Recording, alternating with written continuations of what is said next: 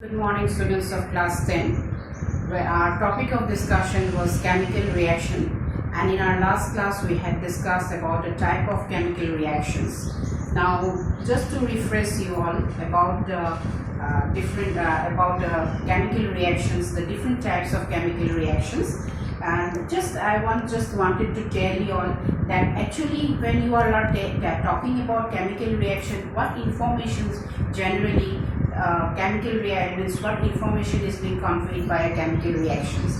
Now, when we are talking about chemical reactions, we generally talk about, now if you see the chemical reactions over here, calcium plus water, calcium oxide plus water, they give you calcium hydroxide. So here you see this is a chemical reaction, and what happens here, you are getting the information about the reactants in this reaction and the products, right? And first and foremost, when we are writing chemical reaction, we are also getting to know about the formula and symbols of these compounds or the elements. Now let's look here, calcium oxide. So you know that the formula for the symbol calcium is Ca. So the element the element calcium, the formula is Ca. So that is why CaO, that is why you know that it is calcium oxide. That means the compounds which are participating in this chemical reaction is calcium oxide and water. They give you the product that is calcium hydroxide. And now here, if you see this reaction, you will come to know how many number of molecules of calcium oxide is here. You see it is 1. And how many molecules of water is participating in this reaction, you know it. And how many molecules of calcium hydroxide is being formed, that is also done. Like 1 molecule of calcium oxide reacts with 1 molecule of water to form 1 molecule of calcium hydroxide. Here also you will find to know that the number of like what is the state that calcium hydroxide exists. Like calcium hydroxide is solid, then here it is liquid, then calcium hydroxide. So you know about the different states, the physical states that they exist, and this is the information that you get from the chemical reaction. However, some reactions might now you might be telling that what reactions means, what is not being, what information we cannot get from chemical reactions.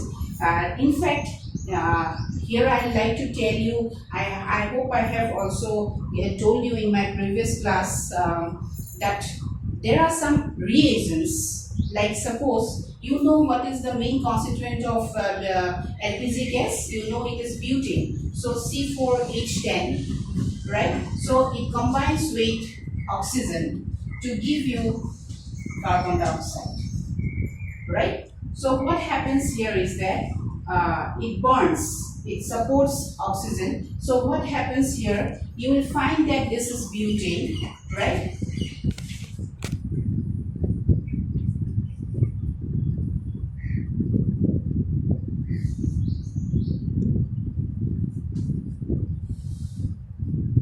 So if you balance it here, it will be 4 and 5 each. So what happens here, you see, butane, it is LPG gas. So when it is LPG gas, so it bonds with, it is mixed with oxygen, it mix with oxygen, and then when it mixes with oxygen, it will form carbon dioxide and water. Now, as soon as this butane is being consumed from the LPG cylinder, this butane in presence of oxygen will burn to give you heat energy, and that is LPG gas. And then what happens, you get the heat energy. But once this butane is being consumed, then even though oxygen will be present in the cylinder, it will not burn, though oxygen is a supporter of combustion. So what happens here is that this butane is known as the limiting reagent, Why it is known as the limiting reagent? Because once butane is being consumed, it will, though oxygen will support burning, it will not burn, and that is why it limits the activity of oxygen. So for this it is known as the limiting reagent. Now coming back to the point where I stopped, this is an additional information, of course. It's not in your book, but however, when you are actually the information which will not be conveyed by a chemical reaction is that like suppose whether a reaction has occurred or not, the feasibility of the reaction. Now suppose here I write one reaction, Cu plus H2SO4. Now this CuSO4 plus H2. Now here you see, now this reaction Cu plus H2SO4, when copper reacts with sulfuric acid, you will get copper sulfate according to the rule.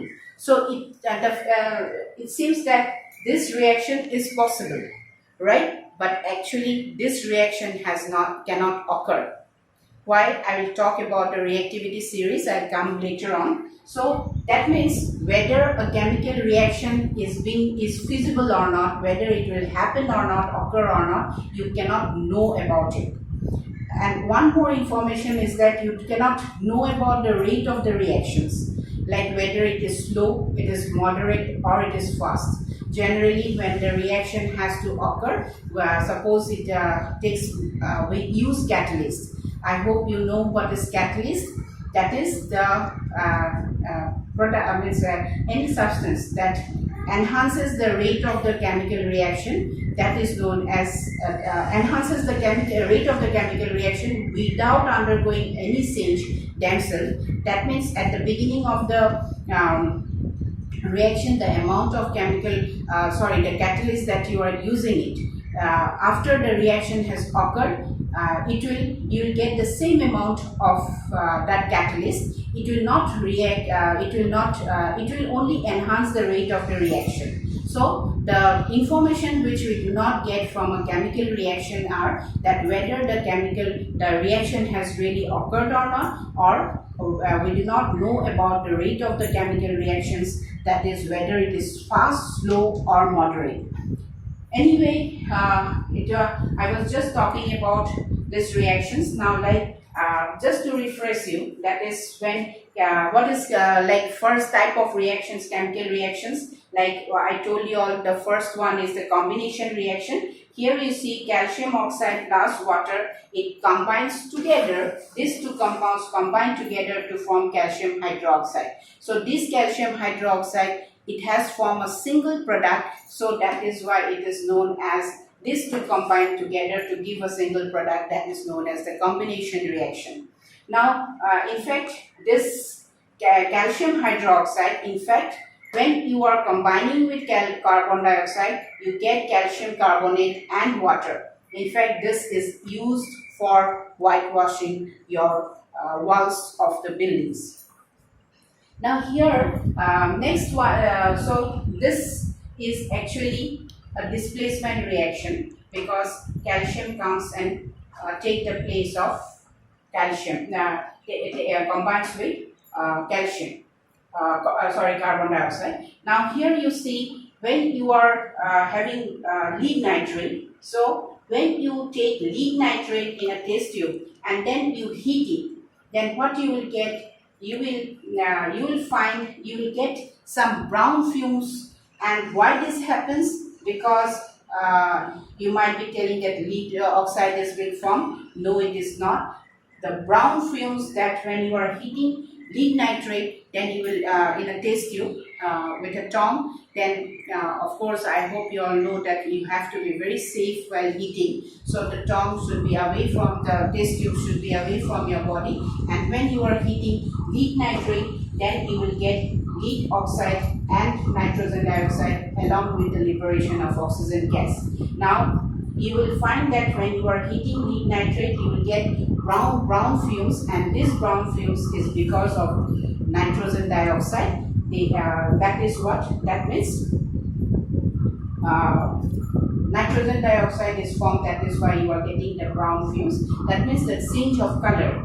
Now here again you see, suppose you take copper sulfate solution, and obviously you know that what is copper sulfate solution. Obviously you know that it is blue in color, emerald blue in color, very beautiful color. So when copper sulfate, you are taking a solution of copper sulfate, then you take 2 iron nails, you take 2 test tubes and 2 iron nails, and then you put it inside the tube.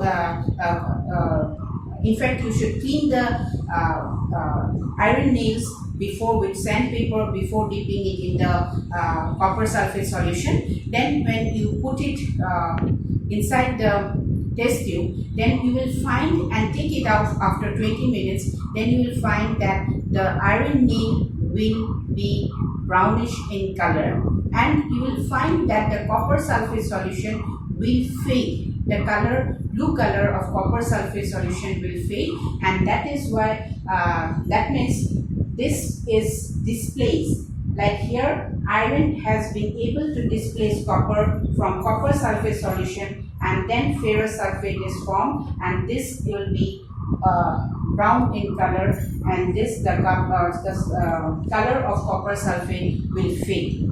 I hope you have understood. And another one is the oxidation and the reduction reaction, right?